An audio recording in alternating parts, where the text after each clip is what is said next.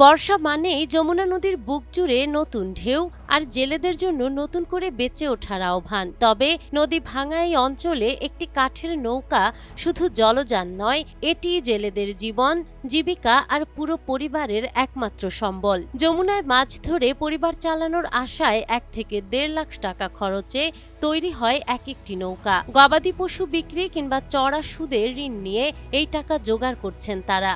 কারণ নৌকা না থাকলে জ্বলবে না চুলা, মিটবে না ক্ষুধা। সিরাজগঞ্জ সদর উপজেলার রতনকান্দি ইউনিয়নের জেলেপাড়ায় তাই এখন ভোর থেকে সন্ধ্যা পর্যন্ত মুখরিত হাতুড়ির টুংটাং শব্দে। মৌসুম আসায় নাওয়া খাওয়া ভুলে দিনরাত এক করে কাজ করছেন কারিগররা। কাঠ কাটা, কাঠামোর পেরেক ঠোকা আর আলকাতরা দেওয়া সবকিছুতে মিশে আছে জীবন বাঁচানোর তাড়না। সংসারে কোনোভাবে আমরা যাত্রী করতে ব্যবসা, আর নৌকা ছাড়া আমরা চলতে পারি না, মাছ ধরে খাই, এখন চলা কঠিন।